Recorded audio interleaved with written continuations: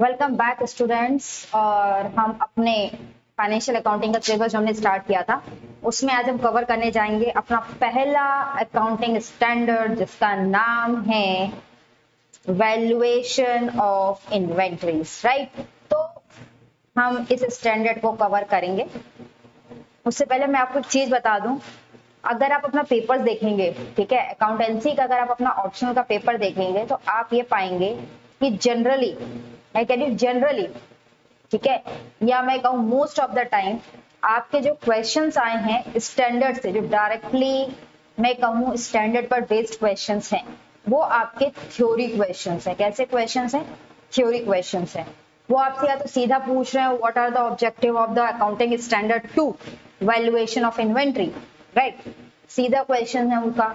या वहां सीधा क्वेश्चन आता है what are the valuation method as per the accounting standard 2 और वैल्यूएशन ऑफ इन्वेंटरीज। ठीक है, तो जनरली जो क्वेश्चंस आपको अकाउंटिंग स्टैंडर्ड से पूछे गए हैं वो आपके थ्योरेटिकल हैं, और दो आपके जो मोस्टली स्टैंडर्ड्स यहाँ पे कवर हैं वो प्रैक्टिकल हैं, उनके प्रैक्टिकल एप्लीकेशंस हैं और प्रैक्टिकल क्वेश्चंस पूछे जा सकते हैं। फिर भी आपका जो कमीशन है, यूपीएससी कमीशन है, वो थ्योरेटिकल क्वेश्चन से ज्यादा जोर दे रहा है अकाउंटिंग स्टैंडर्ड्स से। राइट, तो हम यहाँ तो अकाउंटिंग स्टैंडर्ड्स भी पढ़ेंगे, ठीक है, और उन कॉन्सेप्ट्स को क्लियर करने के लिए हम छोटे छोटे न्यूमेरिकल एग्जांपल्स भी करेंगे। राइट, लेकिन मैं बहुत ज्यादा in depth high level numerical questions accounting standard से कवर नहीं कराऊंगी। मैंने आपको जब पहला एक इंट्रोडक्शन वीडियो बनाया था तो उस इंट्रोडक्शन वीडियो में ऑलरेडी दिखाए थे कि these are types of the questions, ठीक है, which are asked from the accounting standards. यहाँ उसमें सारे क्वेश्चंस आपके डायरेक्ट ही थे, आपने देखे थे। हाँ, बट आपको समझना प्रैक्टिकली आपको उससे इसलिए भी रिक्वायर्ड है क्योंकि हो सकता है कि वो डायरेक्ट क्वेश्चन ना आ रहा हो लेकिन लॉन्ग क्वेश्चन में कोई एडजस्टमेंट आ रही हो जो कि अकाउंटिंग स्टैंडर्ड से गवर्न हो रही हो। राइट, तो हम दोनों एस्पेक्ट देखेंगे, बट बहुत ज्यादा मतलब मैं कहूंगी हम हाई लेवल पे जाए उसके न्यूमेरिकल से वो हम नहीं जाएंगे। हमारे लिए कॉन्सेप्चुअल क्लैरिटी होना स्टैंडर्ड की बहुत इंपॉर्टेंट है। ठीक है, तो हम स्टार्ट करते हैं वैल्यूएशन ऑफ अकाउंटिंग स्टैंडर्ड्स। मैंने आपको फर्स्ट लेक्चर में ना अकाउंटिंग स्टैंडर्ड्स की लिस्ट भी दिखाई थी कि कौन कौन से अकाउंटिंग स्टैंडर्ड्स हैं जो कि आपके कवर है। राइट, चलिए, तो उसमें जो हमारा पहला अकाउंटिंग स्टैंडर्ड है, मैंने यहाँ नाम लिखा हुआ है, ये नहीं लिखा ये कौन सा नंबर का है, तो अकाउंटिंग स्टैंडर्ड 2 है ये, वैल्यूएशन ऑफ इन्वेंट्री। राइट, चलिए स्टार्ट करते हैं। तो पहला तो क्वेश्चन ये आता है कि हम स्टैंडर्ड को स्टार्ट करें उससे पहले कि भाई ये इन्वेंट्री होती क्या है, व्हाट आर इन्वेंट्रीज। ठीक है, व्हाट आर इन्वेंट्रीज, है ना, व्हाट आर इन्वेंट्रीज, भाई कि इन्वेंट्रीज है क्या, हमारे लिए ये समझना जरूरी है। ठीक है, तो अगर मैं इन्वेंट्री की बात करूं, स्टॉक की बात करूं, तो इन्वेंट्रीज क्या क्या होते हैं भाई।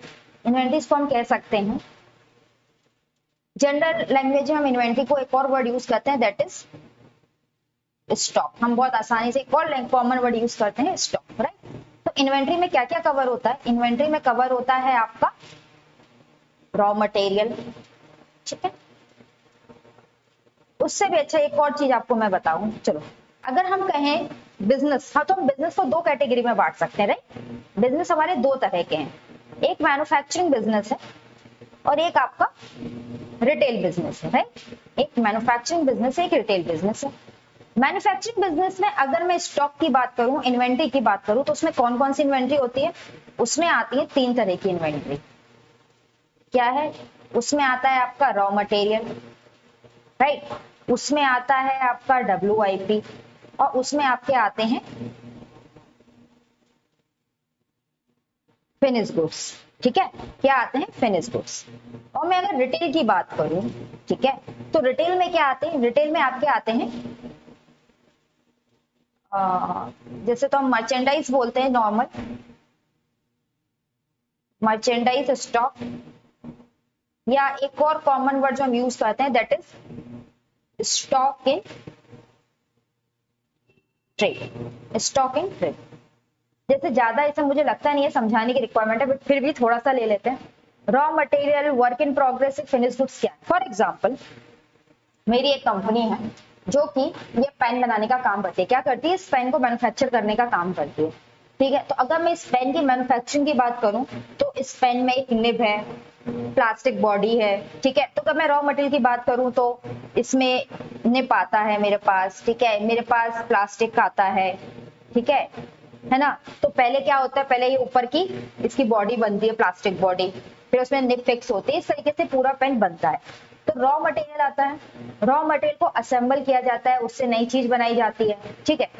तो ये रॉ मटेरियल क्या है, वो मटेरियल जिसको यूज करके फिनिश गुड्स बनाया जाए। जैसे कि क्लॉथ इंडस्ट्री में बात करूं, टेक्सटाइल इंडस्ट्री में बात करूं तो कॉटन आ रहा है, कॉटन से आपका कपड़ा बनाया जा रहा है, ठीक है। रेशम आ रहा है, रेशम से आपका कपड़ा बनाया जा रहा है, राइट, इस तरीके से। तो WIP क्या है, फॉर एग्जाम्पल एक पेन है, काम चल रहा है, रेगुलर बेसिस काम है, डेली काम होता है, बट हो सकता है कि आज रात को ये जो मैं पेन बनाने की मैन्युफैक्चरिंग कर रही हूँ, ये पेन की बॉडी बनके तैयार हुई हो, इसमें निप ना लगी हो, ठीक है।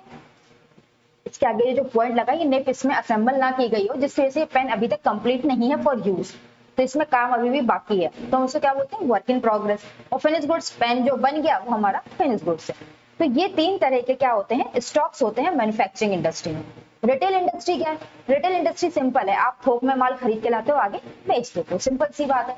फॉर एग्जाम्पल आप मान लो डील करते हो इलेक्ट्रॉनिक्स प्रोडक्ट में, आप फ्रिज नहीं बनाते, आप फ्रिज खरीदते हो बड़ी कंपनी से, आप सैमसंग से फ्रिज खरीद रहे हो, आप गोदरेज से फ्रिज खरीद रहे हो, ठीक है, आप LG का फ्रिज खरीद रहे हो, और क्या करो, आगे सेल करते हो। तो ये जो फ्रिज है या ये जो वॉशिंग मशीन है, ये क्या है, आपका स्टॉक इन ट्रेड है, और ये आपका क्या कहलाएगा, मर्चेंडाइज स्टॉक।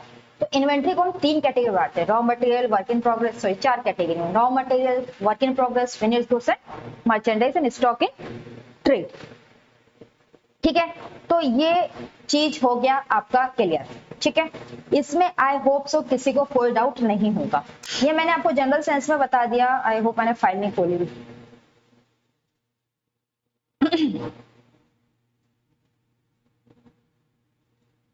ठीक है,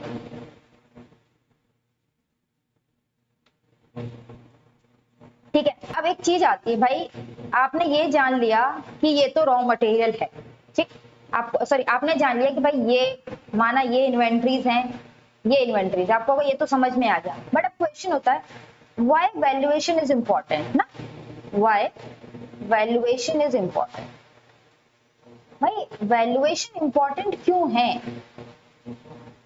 ठीक है ना। व्हाई वैल्यूएशन इज इंपॉर्टेंट, क्यों इंपॉर्टेंट है वैल्यूएशन, हम वैल्यू क्यों करें। देखो इसको समझना बहुत इंपॉर्टेंट है आपके लिए। रीजन ये है कि आपसे ये क्वेश्चंस एग्जाम में पूछा जा सकता है, राइट। वैल्यूएशन क्यों इंपॉर्टेंट, देखो आप सब ने, एज आई एम बिलीविंग कि आप सब कॉमर्स बैकग्राउंड से आके यहाँ बैठे हो, आप सब ने ना ट्रेडिंग अकाउंट बनाया, ठीक है, आप सब ने ट्रेडिंग अकाउंट बनाया। मैं आपको ना एक ट्रेडिंग अकाउंट बना रही हूँ, एक नहीं दो बना रही, राइट। एक ट्रेडिंग अकाउंट है, परचेज है मान लो 1 लाख की, इसके डायरेक्ट एक्सपेंस जो है वो है 50,000 की, सेल आपने कर रखी है 3 लाख की, और आपका जो क्लोजिंग स्टॉक है, ठीक है, वो है आपका 75,000 का। अब प्रॉफिट निकालना है, तो प्रॉफिट निकालो, कितना आएगा, 3 लाख में से 3,75,000 में से 1.5 लाख घटाओ, कितना आएगा, 1.5 लाख, 1.5 लाख, 2 लाख, 2,25,000 का आपको प्रॉफिट आता है, राइट। किसी को कोई डाउट नहीं है इसमें, होना भी नहीं चाहिए, राइट। 2,25,000 का प्रॉफिट आ जाएगा। अब मैं ना एक और ट्रेडिंग अकाउंट बना रही हूँ, ठीक है, अब मैं एक और ट्रेडिंग अकाउंट बना रही हूँ, देखो मैंने एक और ट्रेडिंग अकाउंट बना, राइट। सब कुछ सेम है, सब कुछ सेम है। परचेज मैं कह रही हूँ 1 लाख की है, डायरेक्ट एक्सपेंस आपके 50,000 है, आपकी जो सेल है वो भी 3 लाख है। बट क्या है, आपने क्लोजिंग स्टॉक को ना पहले ज्यादा अमाउंट पे वैल्यू कर रखा था, ये जो 75 पे आपने क्लोजिंग स्टॉक वैल्यू कर रखा था, एक्चुअल में इस स्टॉक की जो वैल्यू थी वो थी मात्र 40,000। कितनी थी, 40,000 इसकी वैल्यू थी और आपने इसको वैल्यू कर रखा था 75,000। अब मैं आपसे पूछूं कि अब आपका प्रॉफिट कितना होगा तो बताओ मुझे, तो आप कहोगे मैम अब तो हमारा प्रॉफिट जो होगा वो होगा 1,90,000 रुपए। करके देख लो भाई अगर किसी को डाउट हो तो। ठीक है, 1,90,000 रुपए। ठीक है, अब आप देखो इन दोनों प्रॉफिट के बीच का डिफरेंस कितना है, इट्स 35,000। और स्टॉक के वैल्यूएशन में भी डिफरेंस कितना है, ये 75,000 था, ये 40,000, इसका डिफरेंस भी कितना है 35,000। तो आपको क्या समझ में आया, आपको ये समझ में आ गया कि अगर स्टॉक को हाई वैल्यू पर रिकॉर्ड किया जा रहा है, क्या है, अगर स्टॉक को हाई वैल्यू पर रिकॉर्ड किया जा रहा है तो प्रॉफिट क्या हो रहा है, प्रॉफिट इंक्रीज हो रहा है। और अगर स्टॉक को लो वैल्यू पे रिकॉर्ड किया जा रहा है तो प्रॉफिट भी क्या हो रहा है, प्रॉफिट भी डिक्रीज हो रहा है। यानी कि valuation of stock has direct impact on the profitability. ठीक है ना, valuation of stock has a direct impact on the profitability. So to provide a true picture to the user of financial statement, it is important that stock should be valued correctly, है ना, और reliable, क्योंकि stock का profitability पे direct impact है, इसलिए ये important है कि स्टॉक को फेयरली वैल्यूड किया जाए ताकि यूजर्स जो है फाइनेंशियल स्टेटमेंट के उनको एक ट्रू पिक्चर मिल सके। और यही इस स्टैंडर्ड का ऑब्जेक्टिव भी है। हमने अभी तक इस पूरे स्टैंडर्ड का एक छोटा सा ओवरव्यू लिया कि भाई क्यों इंपॉर्टेंट है और स्टॉक में क्यों कवर है। अब आगे बात आती है कि हम कैसे वैल्यू करते हैं। पहले आ जाओ हम थोड़ा थ्योरी पढ़ लेते हैं जो कि अकाउंटिंग स्टैंडर्ड्स की है, उसके बाद हम आगे पढ़ेंगे। राइट, चलिए क्या लिखा है, सबसे पहला आता है ऑब्जेक्टिव। ऑब्जेक्टिव क्या है, the objective of this standard is to guide determining, क्या गाइड करना है, determining the value of inventories. Determining the value of inventories, भाई डिटरमाइन करना है कि इन्वेंट्री की वैल्यू कितनी होगी, है ना। क्या डिटरमाइन करना है, डिटरमाइन करना है कि इन्वेंट्री की वैल्यू कितनी होगी। Determining the value of inventories, क्यों डिटरमाइन करना है, for disclosure in the financial statement, भाई फाइनेंशियल स्टेटमेंट में हमें डिस्क्लोज करना है, उसके लिए हमें इन्वेंट्री की वैल्यू को डिटरमाइन। एडिशनली ऑफर्स गाइडेंस, इसके अलावा ये क्या करता है, गाइडेंस प्रोवाइड करता है ऑन कॉस्ट फार्मूला, हमें वो कॉस्ट फार्मूला बताता है जो हमें यूज करना है इन्वेंट्री की वैल्यू को डिटरमाइन करने के लिए। या अगर हमें इन्वेंट्री की वैल्यू को राइट डाउन करना है तो उस केस में हमें क्या करना है, ये भी हमें कौन बताता है, अकाउंटिंग स्टैंडर्ड हमें बताता है। भाई इन्वेंट्री की वैल्यू कम हो तो हम उसे कहाँ लिखें, कैसे रिकॉर्ड करें, ये भी हमें इन्वेंट्री या अकाउंटिंग स्टैंडर्ड्स बताते हैं। तो ये तो अकाउंटिंग स्टैंडर्ड का ऑब्जेक्टिव है। अब आ जाओ डेफिनेशन पे। डेफिनेशन क्या है भाई, as per accounting standard two revised, inventories are the asset, इनमें असेट है ना, जिसको क्या किया गया है, हेल्ड किया गया है। क्यों किया गया है, for sale in ordinary course of business, ताकि आप उसको ऑर्डिनरी कोर्स ऑफ बिजनेस में क्या कर सको, सेल कर सको। भाई ये बताओ मुझे, आप मुझे बताओ, sale in ordinary course of business, ordinary course of business में आप क्या बेचोगे, ऑर्डिनरी कोर्स ऑफ बिजनेस में आप क्या बेचोगे, ऑर्डिनरी कोर्स ऑफ बिजनेस में आप बेचोगे, ऑर्डिनरी कोर्स ऑफ बिजनेस में आप क्या बेचोगे, आप बेचोगे रॉ मटेरियल और आप बेचोगे फिनिश गुड्स। इन दो को आप क्यों रखते हो, इन दो को आप रखते हो टू सेल, ठीक है ना। तो यहाँ पे आपके रॉ मटेरियल, यहाँ पे आपका स्टॉक इन ट्रेड आएगा। गिव मी अ सेकंड ना,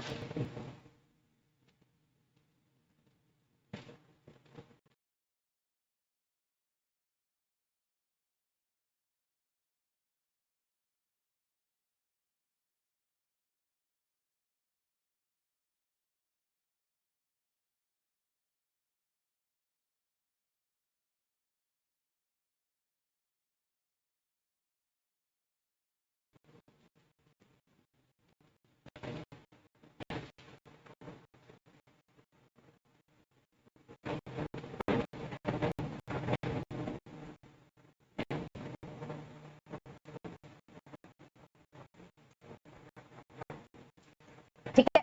क्या आता है इसमें, फाइल थोड़ा हैंग कर रही है, हम दोबारा आते हैं उस फाइल पे। चलो आगे बढ़ते हैं, वरना हमारा क्लास ठीक है। चलो आगे बढ़ते हैं, थोड़ी देर में वो फाइल ठीक हो जाएगी तो हम, हाँ मैं इसको ना इंसर्ट करवा लेती हूँ इसी पे, तो दिक्कत नहीं होगा।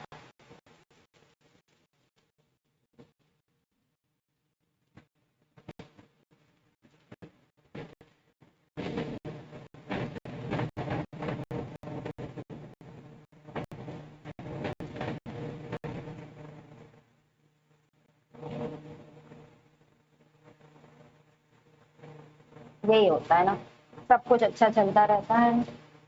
चलिए कोई दिक्कत नहीं, खोल लेते हैं फिर से।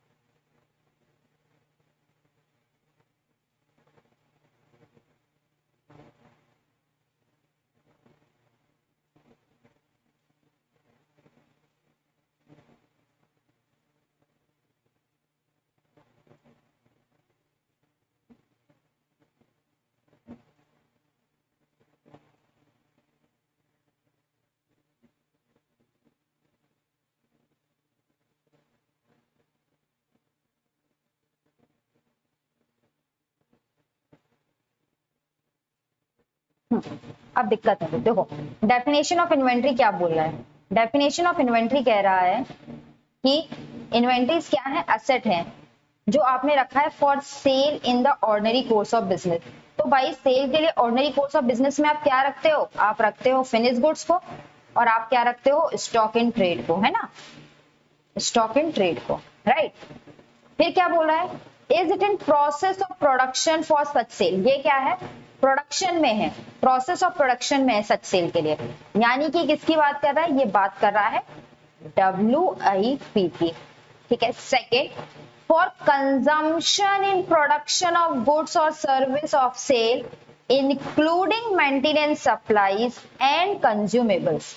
देखो आदि यहां तक क्या बोल रहा है, consumption in the production of goods and service, consume करना है आपको production of goods and services, यानी ये किसकी बात कर रहा है, ये बात कर रहा है रॉ मटेरियल की। तो मैंने आपको यही तो बताया था, raw material, work in process, finish goods and stock in trade, ये क्या है हमारे, ये हमारी इन्वेंट्रीज हैं। उसके अलावा जिसको आप क्या करोगे, सेल करोगे, इसमें इंक्लूड होता है मेंटेनेंस सप्लाई। कोई मेंटेनेंस की अगर आपने चीजें रखी हुई हैं, फॉर एग्जांपल आप मशीन है उसमें लुब्रिकेंट वगैरह डालना है, वो कंज्यूम हो जाएगा ना, ऐसे कोई कंज्यूमेबल है तो वो भी आपका इन्वेंट्री माना जाएगा। लेकिन इसमें क्या इंक्लूड नहीं है, देखो इसमें क्या इंक्लूड नहीं है, देखने वाली बात है। ये कह रहा है अदर देन, है ना, अदर देन क्या कह रहा है, मशीनरी स्पेयर्स, कोई मशीनरी के स्पेयर पार्ट्स रखे हुए हैं, कोई सर्विसिंग इक्विपमेंट है या स्टैंड बाय इक्विपमेंट है, तो भैया वो इसमें कवर नहीं होगा। वो कहाँ कवर होगा, वो कवर होगा प्रॉपर्टी प्लांट एंड इक्विपमेंट में। फॉर एग्जांपल एक बहुत बड़ी मशीन है, ठीक है, अब उस मशीन की जो बेयरिंग है मान लो बार खराब होती है, तो आपने ना एक्स्ट्रा बेयरिंग खरीद के रखी, तो मशीनरी के स्पेयर पार्ट्स है ना, खराब होगी आप उठा के लगा दोगे, तो वो आपके इन्वेंट्री का पार्ट नहीं बनते हैं। अब कंज्यूमेबल्स जैसे मैंने कहा जो इन्वेंट्री का पार्ट बनती है, जैसे कि मान लो आप शर्ट बनाने का काम करते हो, अब जब आप शर्ट बना रहे हो तो उसमें थ्रेड लगेगा, है ना, थ्रेड लगेगा ना, आप स्टिचिंग करोगे, उसमें बटन लगेंगे, है ना, तो ये सब क्या कंज्यूम हो जाएंगे, ये सब इन्वेंट्री का पार्ट बनेंगे। इस तरह की चीजों की बात की जा रही है, तो ये सारी चीजें आपकी इन्वेंट्री का पार्ट है। अब बात आ रही है एग्जाम में, कि भाई एग्जाम में क्वेश्चन आ गया, define inventories as per accounting standard 2, तो आप क्या लिखे भाई, जब अगर एग्जाम में क्वेश्चन आता है तो आपको ये पूरी बात लिखनी ही पड़ेगी, ठीक है। वहां simply inventories include raw material, finish goods and WIP इस तरीके से आप नहीं लिख सकते, आपको ये डेफिनेशन लिखनी पड़ेगी। अगर एग्जाम में आता है तो आपको ये डेफिनेशन याद रखनी पड़ेगी, राइट। चलिए आगे बढ़ते हैं। अब आगे क्या आ रहा है, आगे आ रहा है followings are excluded, followings are excluded from the scope of accounting standard. बहुत सारी चीजें हैं जो अकाउंटिंग स्टैंडर्ड 2 में इंक्लूड नहीं है, जैसे कि कंस्ट्रक्शन कॉन्ट्रैक्ट। भैया मैंने आपको कहा कि आओ मेरे कोई कमर्शियल बिल्डिंग बनानी है जिसको मैं रेंट आउट करूंगी, कंस्ट्रक्ट कर दो, ठीक है, उसका कोई WIP है, वर्क इन प्रोसेस है उसका कोई, आओ मेरा घर कंस्ट्रक्ट कर दो। मैंने कहा भाई मैं कोचिंग क्लास खोल रही हूँ, मुझे अराउंड 200 टेबल चेयर्स की रिक्वायरमेंट है, आप कॉन्ट्रैक्ट ले लो, बनाकर मुझको दे दो, उसका WIP है। अगर आपने कुछ भी कंस्ट्रक्ट कराने का कॉन्ट्रैक्ट दे रखा है, किसी दूसरे को दे रखा है, तो वो AS2 में कवर नहीं होगा, वो AS7 से गवर्न होगा, जिसको हम पढ़ेंगे बाद। आपने शेयर्स, डिवेंचर्स या कोई फाइनेंशियल इंस्ट्रूमेंट ले रखे हैं तो वो भी आपकी इन्वेंट्री का पार्ट नहीं है, वो इन्वेस्टमेंट माने जाते हैं और AS13 में कवर है। आई थिंक ये भी आपके सिलेबस में है, हम इसको बाद में पढ़ेंगे। Natural produce like forest. भैया कोई नेचुरल प्रोड्यूस है लाइक फॉरेस्ट, जंगल वंगल इन्वेंट्री में काउंट नहीं होगा। लाइव स्टॉक, आपने गाय भैंसे पाल रखी है डेयरी प्रोडक्ट के लिए ना, आप दूध बेचने का काम करते हो, आपने गाय और भैंसे पाल रखी हैं, तो वो लाइव स्टॉक, और लाइव स्टॉक इन्वेंट्री का पार्ट नहीं होते। आपके पास माइन है, कोल माइंस, आयरन माइंस वगैरह है, तो वो भी इन्वेंट्री का पार्ट नहीं होते। तो ये कुछ चीजें हैं जो कि अकाउंटिंग स्टैंडर्ड के स्कोप से बाहर रखी गई है। याद रखो कंस्ट्रक्शन कॉन्ट्रैक्ट अकाउंटिंग स्टैंडर्ड 7 है। आपके जितने भी फाइनेंशियल इंस्ट्रूमेंट है वो आपके स्टॉक नहीं होते, ठीक है ना। स्टॉक इन्वेंट्री सीधी सीधी 4 ही चीजों को कवर करता है, रॉ मटेरियल को, WIP को, फिनिश गुड्स को और स्टॉक इन ट्रेड को, ठीक है। बाकी इसमें से कोई भी चीज आपको स्टॉक इन ट्रेड की, आप गाय बेचने का काम नहीं कर रहे, आप गाय रखे हो, गाय पाल रखे हो, दूध निकालते हो, बेचते हो, डेयरी प्रोडक्ट का काम कर रहे हो, तो आपका डेयरी प्रोडक्ट स्टॉक, गाय स्टॉक नहीं, ठीक है ना। कोल माइन, आयरन माइंस है तो वो भी आपका स्टॉक नहीं है, तो ये आई होप ये कवर नहीं होता है। चलिए आई होप यहाँ तक की बात सबको क्लियर हो गई होगी। अब हम आगे बढ़ते हैं इसी के साथ। ओके राइट, चलिए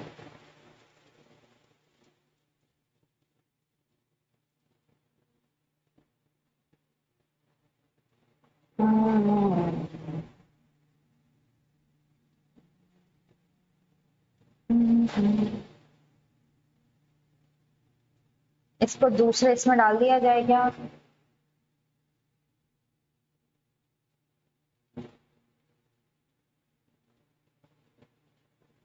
अपन ही दूसरे में आ जाते हैं, ठीक है। चलिए हाँ, तो हम किसकी बात कर रहे थे, यहाँ तक की बात हो गई थी। अब बात आती है, अगला जो टॉपिक आता है वो आता है वैल्यूएशन, कि भाई वैल्यू कैसे करना है, वैल्यू कैसे करना है। चलिए वैल्यू कैसे करना है। अब जो हम अगली चीज करते हैं वो आता है वैल्यूएशन ऑफ इन्वेंट्री, है ना। क्या आता है? Valuation of inventory. हमारा जो अगला टॉपिक है वो है वैल्यूएशन ऑफ इन्वेंट्री, कि भाई इसको वैल्यू कैसे करते हैं। देखो इन्वेंट्री को वैल्यू करने के लिए ना, वैल्यूएशन ऑफ इन्वेंट्री के लिए 2 बातें करेंगे। वैल्यूएशन ऑफ इन्वेंट्री हम उसको बाद में पढ़ेंगे, हम पहले पूरा चीज समझ लेंगे, उसके बाद उसको रीड आउट करेंगे। भाई इन्वेंट्री को कैसे वैल्यू करना, ठीक है, इन्वेंट्री को कैसे वैल्यू करना। अगर मैं इन्वेंट्री के वैल्यूएशन की बात करूं तो इन्वेंट्री को कहा गया है आपको वैल्यू करना है किस पे? कॉस्ट और NRV, which ever is lower. भैया इन दोनों में जो कम हो, कॉस्ट और NRV में जो कम हो उस पे हम इन्वेंट्री को वैल्यू करेंगे, राइट। अब बात आती है कि ठीक है, इतनी बात तो हमें समझ में आ गई कि कॉस्ट और NRV which ever is lower पे वैल्यू करेंगे, लेकिन कॉस्ट क्या है और NRV क्या है, ये तो इंपॉर्टेंट चीज है ना, कि कॉस्ट क्या है और NRV क्या है, पता तो होना चाहिए कि भाई ये कॉस्ट है और ये NRV है, राइट। चलो तो कॉस्ट क्या है और NRV क्या है उस पर हम जाते हैं 2 मिनट के बाद। पहले एक छोटा सा एग्जांपल मैं आपके लिए चाहती हूँ कर लो। मान लो आपके पास आइटम है A B C, ये उसकी कॉस्ट है, ये उसकी एनआरवी है। ठीक है, ये कॉस्ट है 10, ये है 8, ये है 15, ये है 20, ये है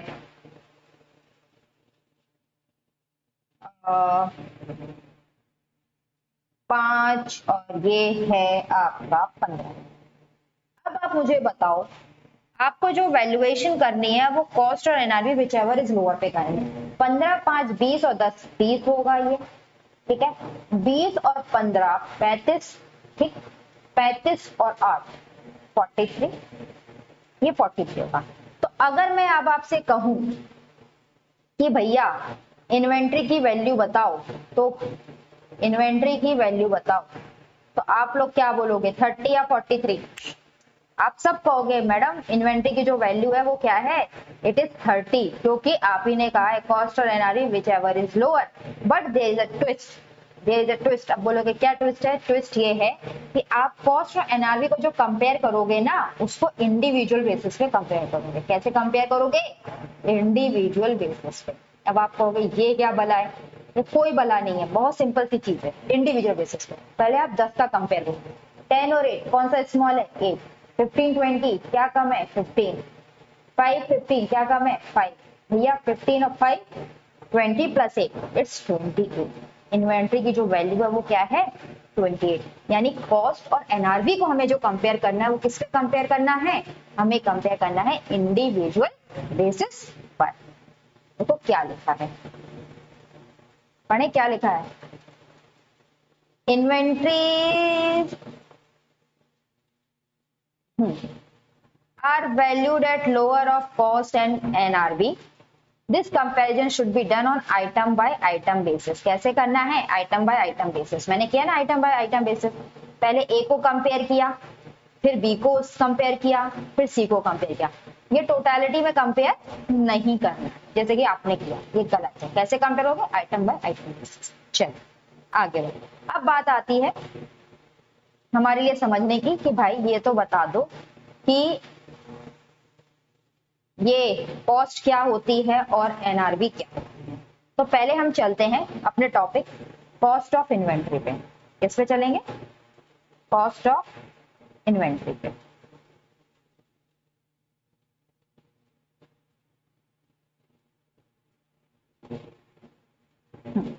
चलो हाँ, इसको हम एक एग्जांपल से समझ लेते हैं। कॉस्ट ऑफ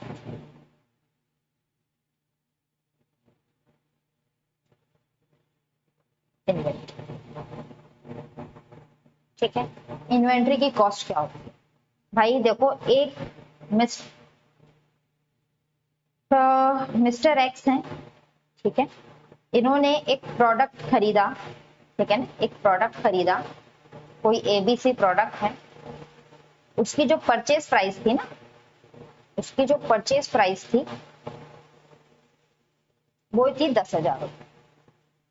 इसको खरीदा, प्लस इससे उन्होंने जीएसटी भी पे किया 1800 रुपए का। 1000 कर लो, आई थिंक कैलकुलेशन इजी हो जाएगी। ठीक है, इसमें जीएसटी पे किया 1000 रुपए का, और इसमें जो जीएसटी है ना, इसका क्रेडिट इनको अलाउड है, क्रेडिट अलाउड। ठीक है, क्रेडिट जीएसटी पे किया।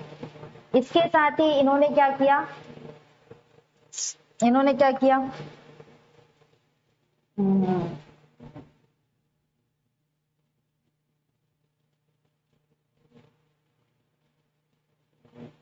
केयरिंग कॉस्ट इसकी 500 रुपए ये पे कर दी। ठीक है, प्लस लेकर आ रहे थे, मतलब मैं एड करते जा रही हूँ, प्लस इसमें क्या किया, टोल चार्जेस पे कर दिया। ठीक है, 100 रुपए का। अब ये जो प्रोडक्ट ये परचेज प्राइस लेके आ रहे थे एबीसी, इस प्रोडक्ट से इन्हें एक बनाना था फिनिश गुड्स, जिसका नाम था एक्स वाई जेड। ठीक है, इसको बनाना था finish goods X Y Z. तो finish goods X Y Z बनाना था, तो अब इन्होंने लेबर लगाई। ठीक है, लेबर चार्जेस पे किए, लेबर चार्जेस जो पे किए, मान लो वो लेबर चार्जेस इन्होंने पे किए 600 रुपए, राइट। इसके बाद कुछ इनके वेरिएबल ओवरहेड हो गए, ठीक, कुछ वेरिएबल ओवरहेड होगा इनके 800-900 रुपए, ठीक है। तो इन्होंने ये डायरेक्ट एक्सपेंसेस कुछ थे वो इन्होंने पे किया, ये सारी चीज इन्होंने पे की। अब मैं आपसे पूछ रही हूँ कि बताओ भाई इसकी कॉस्ट क्या है, मैं पूछ रही हूँ कि बताओ भाई इसकी कॉस्ट क्या है। तो कॉस्ट क्या क्या होगी, कॉस्ट होगी इसकी परचेज प्राइस, भाई ये तो पे करके ही आ रहा है ना, सामान को लेके आ रहा है, तो 10,000 रुपए तो ये हो गई। जीएसटी ऐड करेंगे क्या, जीएसटी ऐड करेंगे क्या, नहीं जीएसटी ऐड नहीं करेंगे। कैरिंग कॉस्ट ऐड करेंगे, बिल्कुल करेंगे, हमें अपने दरवाजे तक लगने में जो खर्चा हुआ वो तो हमें ऐड करना पड़ेगा, प्लस टोल चार्जेस वो भी ऐड होंगे, राइट 100, प्लस लेबर लगा के उसे फिनिश गुड्स बनाया तो ये भी ऐड होगा, डेफिनेटली ऐड होगा, और साथ ही में इसके वेरिएबल ओवरहेड जो भी हैं जो हमने और खर्च किए वो भी आपके ऐड होंगे। तो भैया ऐड कर लो सबको, 10,500, 10,600, 10,1200 और 10,000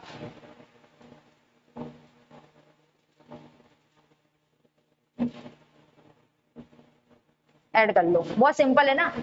500 और 600, 600, 600, 1200, 1200 और 800, 2,000, तो 10,000 में 2,000 जोड़ा तो 12,000, तो कॉस्ट कितनी हो गई भाई 12,000। तो कॉस्ट में देखो क्या क्या इंक्लूडेड होता है, कॉस्ट में इंक्लूडेड होता है परचेज प्राइस हमने भी लिया, duties and taxes non refundable, duties and taxes कोई अगर आपकी नॉन रिफंडेबल हो,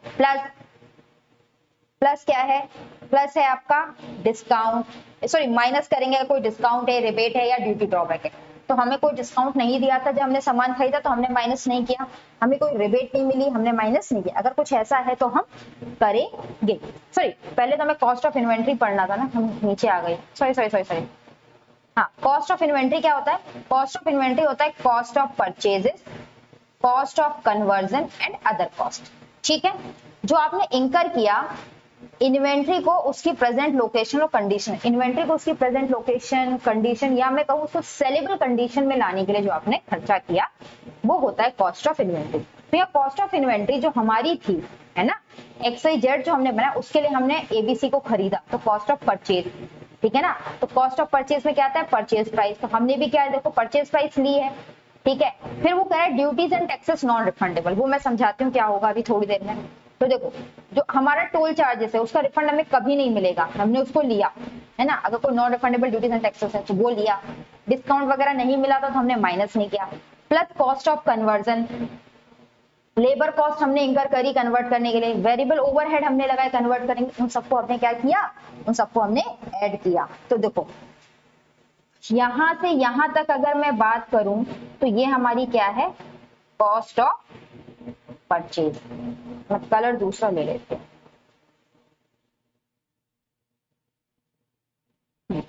अगर मैं यहां से यहां तक बात करूं तो ये क्या है कॉस्ट ऑफ परचेज, और ये हमारी क्या है cost of conversion, cost of conversion, ठीक है। इसके अलावा भी हम कोई कॉस्ट इंकर करते तो वो हमारी इन्वेंट्री की कॉस्ट में प्रिपेयर, इसके अलावा क्या कॉस्ट हो सकती थी, डिजाइनिंग कॉस्ट, उसको प्रोडक्ट में हमने कोई इंटरेस्ट दे रखा है वो कॉस्ट, ऐसी अगर कोई कॉस्ट हमने इंकर करी होती तो वो हमारी क्या बन जाती, हमारी बन जाती अदर कॉस्ट, ठीक है। अब बात मैंने आपसे कहा था duties and taxes refundable and non refundable, यहाँ पे मैंने जीएसटी को ऐड नहीं किया है ना, मैंने यहाँ जीएसटी को ऐड नहीं किया है, राइट नहीं किया ना, तो मैंने जीएसटी को ऐड क्यों नहीं किया है, देखो जीएसटी को ऐड नहीं करने का एक बहुत रीजन है। जीएसटी में क्या होता है बच्चों, जीएसटी में क्या होता है जब आप परचेज करते हो, ठीक है ना, आप परचेज करते हो, जैसे कि आपने यहाँ पे परचेज किया था 1,000 का, ठीक है, उस पे आपने जीएसटी पे किया 1,000, राइट, तो 11,000 हो गया। अब जब आप इसे आगे सेल करोगे तो मान लो इस पे आपने और प्रॉफिट जोड़ा 1,000 का, तो आप इसको सेल करोगे 11,000 का, राइट, आप इसको सेल करोगे क्या, आप इसको सेल करोगे 11,000 का, राइट। जब 11,000 का करोगे तो मान लो जीएसटी 10% से आप इस पे कितना पे करोगे 1,100, तो भाई कस्टमर से आपको कितना मिल जाएगा, कस्टमर से मिलेगा आपको 12,100। अब अब बात करूं मैं गवर्नमेंट को जीएसटी पे करने की, तो गवर्नमेंट को आपको कितना जीएसटी पे करना है?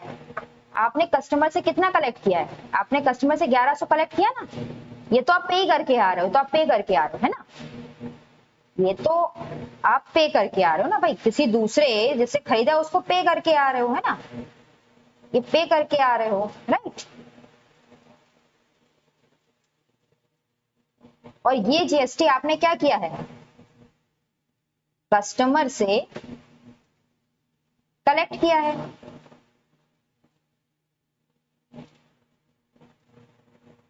तो इसको आपको गवर्नमेंट को पे करना है, तो गवर्नमेंट को आपको कितना पे करना है? 1100। लेकिन आप कहोगे गवर्नमेंट से कि मैं 1000 रुपए पहले पे कर आया हूं, मैं 1000 रुपए पहले पे कर आया हूं, तो मैं आपको कितना पे करूंगा? मैं आपको सिर्फ 100 रुपए पे करूंगा। मैं आपको क्या करूंगा? मैं आपको सिर्फ 100 रुपए पे करूंगा। तो इसका हमें यहाँ क्या हुआ? ये 1000 रुपए का हमें क्या मिल गया? क्रेडिट मिल गया। क्या मिल गया? क्रेडिट मिल गया। हमें क्रेडिट मिल गया, हमने उसका बेनिफिट ले लिया क्योंकि हमने गवर्नमेंट को सिर्फ 100 रुपए पे किया। तो भाई यहाँ पे मैंने आपको बोला था क्या है? क्रेडिट अलाउड है। अगर आपको क्रेडिट अलाउड है या वो आपको कंप्लीटली रिफंड मिल जाता है, ऐसे केसेस में आप उसको कॉस्ट का पार्ट नहीं बनाओगे, इसीलिए मैंने इसको यहाँ पे एड ऑन नहीं किया है, ठीक है ना, इसीलिए मैंने इसे एड ऑन नहीं किया है। समझ गए? अब बात आती है दूसरी चीज, देखो टोल। देखो टोल भी क्या है? टोल भी टैक्स है, राइट। लेकिन टोल का ना तो क्रेडिट मिलता है ना टोल का पैसा वापस मिलता है, तो ये हमें क्या करना पड़ेगा? हमें ऐड करना पड़ेगा, ठीक है। अब एक और चीज जो मैंने देखो इसमें ऐड करी है वो है वेरिएबल ओवरहेड। वेरिएबल ओवरहेड क्या होता है? वेरिएबल ओवरहेड क्या होता है? जब आप कोई काम कर रहे हो, फॉर एग्जांपल आप मैन्युफैक्चरिंग का काम कर रहे हो, बिजनेस कर रहे हो, उसमें आप एक मशीन चला रहे हो, राइट। अब मशीन चलती है तो इलेक्ट्रिसिटी कंजम्पशन होता है, मतलब जितनी मशीन चलेगी उतना इलेक्ट्रिसिटी कंजम्पशन होगा। तो जो इलेक्ट्रिसिटी कंजम्पशन आपका है, उसका जो बिजली बिल है, वो वेरिएबल ओवरहेड क्या है? मशीन चलाना बंद कर दो, इलेक्ट्रिसिटी का खर्चा बंद हो जाएगा, ठीक है ना। आप मशीन चलाना बंद कर दो, अगर आपकी मशीन पेट्रोल या डीजल से चल रही है तो उसका खर्चा भी आपका क्या हो जाएगा? बंद हो जाएगा। तो एनी एक्सपेंस है ना, वेरिएबल ओवरहेड क्या है? वेरिएबल ओवरहेड है एक्सपेंसेस, है ना, जो कि डायरेक्टली रिलेट करते हैं किससे? डायरेक्टली रिलेट करते हैं किससे? प्रोडक्शन से। प्रोडक्शन बढ़ेगा तो वेरिएबल ओवरहेड बढ़ेंगे, प्रोडक्शन नहीं बढ़ेगा, प्रोडक्शन नहीं होगा तो वेरिएबल ओवरहेड नहीं होगा, राइट। तो ये आपको समझ में आना चाहिए। जैसे कि इलेक्ट्रिसिटी, मशीन चलेगी तो इलेक्ट्रिसिटी का बिल आएगा, right. I hope this is clear to all of you. तो वेरिएबल ओवरहेड। इसके साथ एक और आता है फिक्स्ड ओवरहेड। भाई फिक्स्ड ओवरहेड क्या होता है? फिक्स्ड ओवरहेड क्या होता है? अगर मैं फिक्स्ड ओवरहेड बोलूं तो फिक्स्ड ओवरहेड वो खर्चे होते हैं जो कि फिक्स्ड हैं, आप चाहे प्रोडक्शन करो या प्रोडक्शन ना करो। क्या है? फिक्स्ड ओवरहेड वो खर्चे हैं जो कि होके ही रहेंगे, आप चाहे प्रोडक्शन करो या आप प्रोडक्शन ना करो। फॉर एग्जाम्पल मैंने एक रेंटेड एरिया ले रखा है अपने प्रोडक्शन करने के लिए, अगर मैं वहां पे 10,000 यूनिट बनाऊं तो भी मेरा वहां का रेंट 50,000 जाएगा, और मैं डबल शिफ्ट में काम करके वहां 20,000 यूनिट बनाऊं, मेरा रेंट फिर भी 50,000 ही जाएगा। यानी वेरिएबल ओवरहेड क्या होते हैं? हमेशा लगते ही लगते हैं। सॉरी, फिक्स्ड ओवरहेड क्या होते हैं? आपके फिक्स होते हैं, प्रोडक्शन करो तो भी, प्रोडक्शन ना करो तो भी, ये आपके खर्चा होगा ही होगा, right. Other cost. Other cost क्या होती है भाई? अदर कॉस्ट होती है कॉस्ट ऑफ डिजाइनिंग। भाई आप जो बना रहे हो, ठीक है, उसकी डिजाइन में कुछ इंप्रूवमेंट करना है तो आपने किसी डिजाइनर को बुलाया, भाई इसकी डिजाइन चेंज कर दो या इसकी डिजाइन की एफिशिएंसी बढ़ा दो, तो वो कॉस्ट ऑफ डिजाइनिंग, ठीक है। ट्रांसपोर्टेशन कॉस्ट, एक जगह से दूसरी जगह लेकर आए उसकी कॉस्ट, आपने कोई इंटरेस्ट ले रखा था उस प्रोडक्ट को बनाने के लिए ना, कोई लोन ले रखा था, उससे जो इंटरेस्ट पे किया वो इंटरेस्ट कॉस्ट, ये सारी चीजें आएंगी, ठीक है। इसमें इंपॉर्टेंट चीज ये है, कभी भी नहीं आएगा storage cost, administrative cost, selling and distribution cost, abnormal waste from valuation of unit. ये सारी कॉस्ट वो कॉस्ट हैं जिसको आपको टोटली एक्सक्लूड कर देना है। क्या करना है? टोटली एक्सक्लूड कर देना है। अगर आपको कभी वैल्यूएशन ऑफ इन्वेंटरी का क्वेश्चन आ जाओ, उसमें लिखा हो एडमिनिस्ट्रेटिव कॉस्ट, तो आपको कभी भी उसे नहीं लेना है, ठीक है। ओके, चलिए अगला कॉन्सेप्ट आता है नेट रियलाइजेबल वैल्यू का। भाई नेट रियलाइजेबल वैल्यू क्या होती है? ठीक है, नेट रियलाइजेबल वैल्यू क्या होती है? मान लो मेरे पास एक प्रोडक्ट है ना, मेरे पास एक प्रोडक्ट है, राइट। ये जो प्रोडक्ट है उस प्रोडक्ट का नाम है एक्स वाई जेड। ठीक, एक्स वाई जेड प्रोडक्ट है। इसकी जो कॉस्ट है, मतलब मेरे पास कॉस्ट जो है यानी मेरी बुक वैल्यू में ये जो प्रोडक्ट है मान लो वो 1000 रुपए का है। लेकिन मार्केट में अगर मैं जाऊं तो ये जो प्रोडक्ट है वो मान लो बिक जाएगा 1100 रुपए में। लेकिन इस प्रोडक्ट को बेचने के लिए 1100 रुपए में इस प्रोडक्ट को बेचने के लिए मुझे 150 रुपए खर्च करने पड़ेंगे सेलिंग के। मुझे ब्रोकरेज देना पड़ेगा, मुझे कुछ सेलिंग एजेंट्स को देना पड़ेगा। तो अब मैं इसको जो रियलाइज कर पाऊंगी नेट, वो कितना रियलाइज कर पाऊंगी? 950 रुपीज। ठीक है, तो एनआरवी क्या है? Estimated selling price. भाई हमने एक एस्टिमेट किया कि ये इसकी सेलिंग प्राइस होगी, एस्टिमेटेड सेलिंग प्राइस, उसमें से हम माइनस करते हैं उसका एस्टिमेटेड कॉस्ट। ठीक है, एस्टिमेटेड कॉस्ट। अब आप कहोगे मैडम यहाँ पे एक और टर्म लिखा हुआ है estimated cost of completion. Definitely लिखा हुआ है, लेकिन एस्टिमेटेड कॉस्ट ऑफ कंप्लीशन कहाँ लेते हैं? एस्टिमेटेड कॉस्ट ऑफ कंप्लीशन वहां लेते हैं, मान लो हुआ क्या, देखो हुआ क्या, मैं एक प्रोडक्ट बना रही थी। हर जगह नहीं लेते ना एस्टिमेट, क्योंकि जनरली हमारे पास जो कॉस्ट पड़ा होता है, देखो मान लो एस्टिमेटेड कॉस्ट ऑफ कंप्लीशन कहाँ था, जैसे कि WIP है आपके पास, है ना, क्या है? WIP है। अब WIP की जो कॉस्ट है आपके पास वो मान लो 2000 रुपए की है, राइट। अब इसको आपको कंप्लीट तो करना है, ठीक है।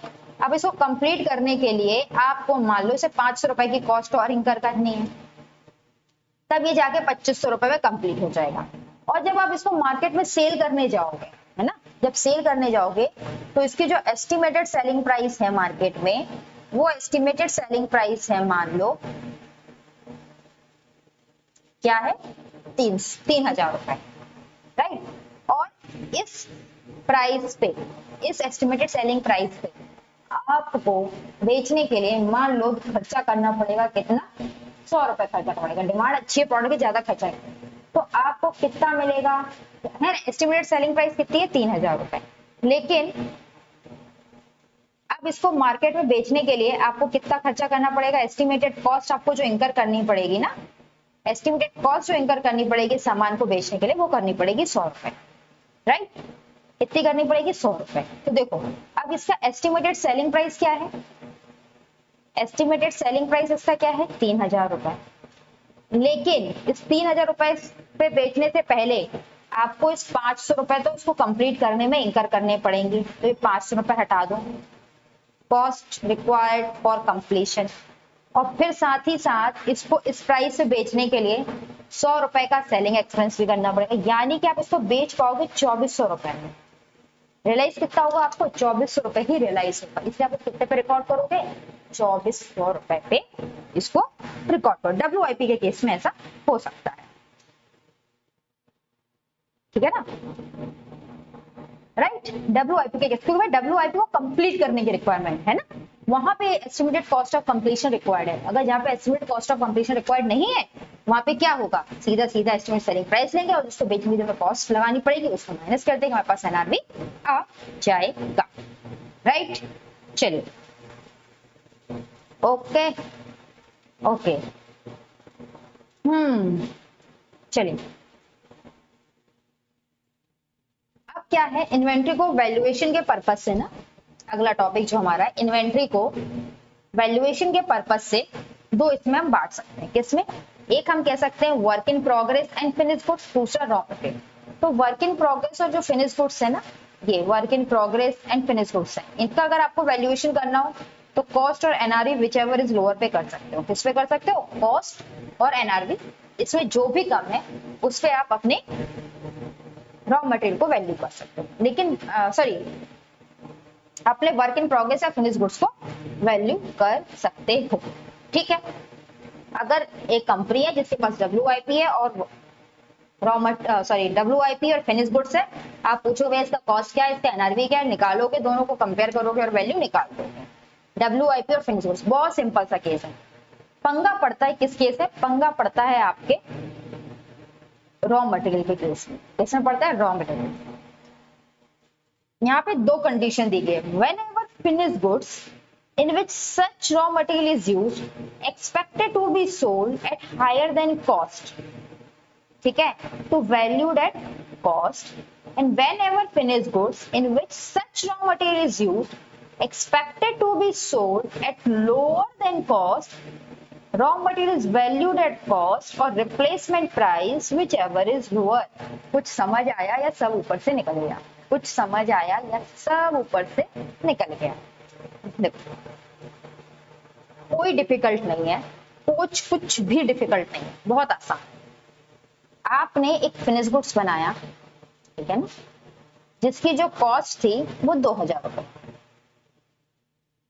ठीक है, और इसको आप सोल्ड कर सकते हो 2500 रुपए में, ठीक है, 2500 रुपए। इसमें जो आपने रॉ मटेरियल यूज किया था, उस रॉ मटेरियल की कीमत मान लो थी 300 रुपए,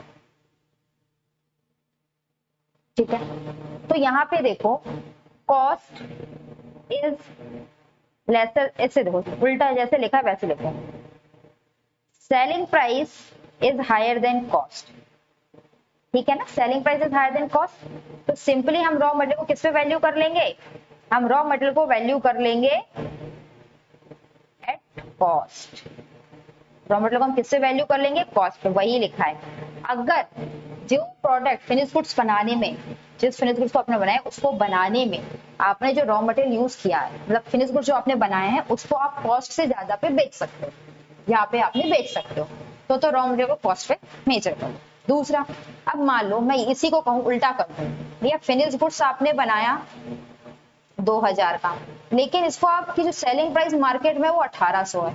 अब यहाँ पे इसकी जो सेलिंग प्राइस है ना, यहाँ पे इसकी जो सेलिंग प्राइस है ना, यहाँ पे इसकी जो सेलिंग प्राइस है वो लेसर देन कॉस्ट है ना। तो अब यहाँ पे आप रॉ मटेरियल को जो वैल्यू करोगे उसके लिए आप दो चीजें लोगे, एक लोगे कॉस्ट और एक लोगे रिप्लेसमेंट प्राइस। इन दोनों में जो लोअर होगा उस पे लोगे, ठीक है, उस पे लो, ठीक है, लोअर पे लोगे। अब बात आती है कि ठीक है कॉस्ट या रिप्लेसमेंट प्राइस उस पे जो होगा उस पे नहीं, बट रिप्लेसमेंट प्राइस क्या है ये तो बताओ। ये तो ठीक है समझ आइए किस पे ले लेंगे, हम ले भी लेंगे, हमें कोई दिक्कत नहीं है, लेकिन भैया ये रिप्लेसमेंट प्राइस होती क्या है, रिप्लेसमेंट प्राइस क्या होती है, रिप्लेसमेंट प्राइस कुछ नहीं होती, मैं आपको बता रही हूँ। फॉर एग्जाम्पल आप क्या करते हो, आप शर्ट मैन्युफैक्चरिंग का काम करते हो, राइट, क्या बनाने का काम करते हो, शर्ट बनाने का करते हो, कॉटन की शर्ट। अब इसके लिए आप क्या लेकर आते हो, मान लो आप कॉटन लेकर आते हो, कॉटन नहीं लाते हो यार, चलो छोड़ो, कोई और एग्जाम्पल। मान लो आप क्या हो, आप बेकरी का काम है आपका, ठीक है ना, आपका बेकरी का काम है, राइट, आप ब्रेड बनाते हो, राइट, बेकरी का काम है, ब्रेड बनाते हो, और इसमें जो यूज करते हो वो आपका मैदा यूज करते हो, मैदा से ही ब्रेड बनती है ना भाई, बनती है कि नहीं, मैदा से ब्रेड बनती है। अब क्या है, ये जो मैदा आप खरीद के लाए थे, मान लो मैदा आप खरीद के लाए थे 75 रुपीज पर केजी, जब आप ब्रेड बना रहे थे, मुझे एक्चुअल प्राइस नहीं पता है सॉरी मैदा का, मान लो आप 75 रुपए पर केजी मैदा खरीद के मार्केट से लाए थे, जिससे आपका ये फिनिश गुड्स बना फॉर एग्जाम्पल। लेकिन हुआ क्या, आज की डेट में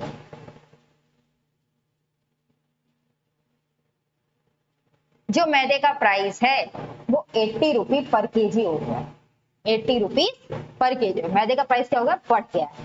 तो रिप्लेसमेंट प्राइस क्या है, रिप्लेसमेंट प्राइस कुछ नहीं है, market price of similar raw material.